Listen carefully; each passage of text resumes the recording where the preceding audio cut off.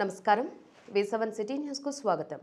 పొంగనూరు నియోజకవర్గం సుగాలిమిట్ట వద్ద గతంలో అవమానింపబడ్డ శ్రీకాకుళం జిల్లా వాసులకు టీడీపీ ఇన్ఛార్జ్ చల్ల రామచంద్రారెడ్డి ఆధ్వర్యంలో సోమవారం టీడీపీ జెండాలకు పాలాభిషేకం చేసి నాయకులను ఘనంగా సత్కరించారు.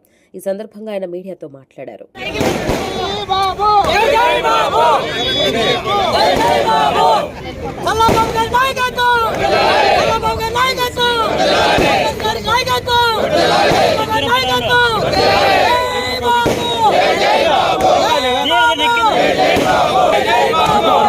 కుదురుకోండి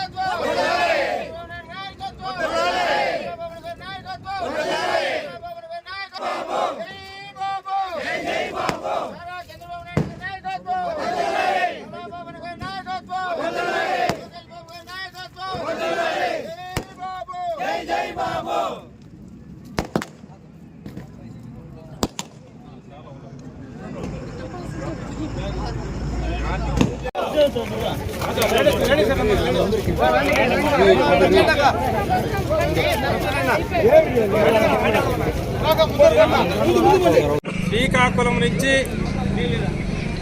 చిత్తూరు కుప్పం వరకు సైకిల్ పాదయాత్రలో వస్తున్న తెలుగుదేశం పార్టీ కార్యకర్తలను అతి దారుణంగా ఈ నియోజకవర్గంలో ఇక్కడ ఈ స్థలంలో ఆ రోజు వైసీపీ దుర్మార్గులు బట్టలు ఇప్పించి వాళ్ళను కొట్టి నానా ఇబ్బందులు పెట్టి రాష్ట్ర వ్యాప్తంగా తెలుగుదేశం పార్టీ కార్యకర్తలవుతానేమి నాయకులవుతానేమి ఆ రోజు ఎంతో చింతించిన విషయం మీకు అందరికీ తెలుసు. ఆ రోజు నుండి ఆ దుర్మార్గులు ఒక్క సంవత్సరమైనా ఈ రోజుటికి కూడా ఈ పుంగనూరు పట్టణంలో అడుగు పెట్టేదానికి ధైర్యం లేక పరారీలో ఉన్నారు.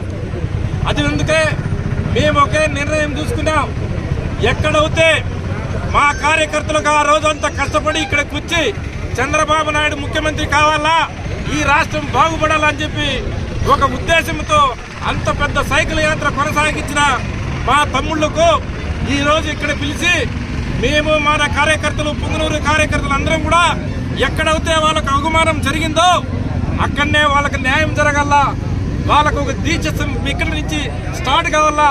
ఇది రాష్ట్రంలో ప్రతి కార్యకర్తకు ఒక మెసేజ్ పోవాలా.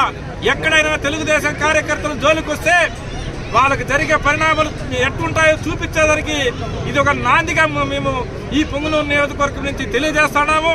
అందుకనే వాళ్ళని ఇక్కడ పిలిపించి వాళ్ళకి మేమందరం కూడా క్షమాపణలు చెప్పి మళ్ళీ ఇక్కడి నుంచి వాళ్ళు సైకిల్ యాత్ర కొనసాగించి వాళ్ళకి అన్ని పాదాభివందనాలు చేసి ఇక్కడి నుంచి వాళ్ళ మళ్ళా సైకిల్ యాత్ర కొనసాగించి రేపు జరబోయే కడపలో జరిగే మహానాడు సైకిల్ యాత్రకు ఇక్కడి నుంచి దిగ్విజయంగా కొనసాగించాలా. వాళ్ళ కోరిక నెరవేరింది.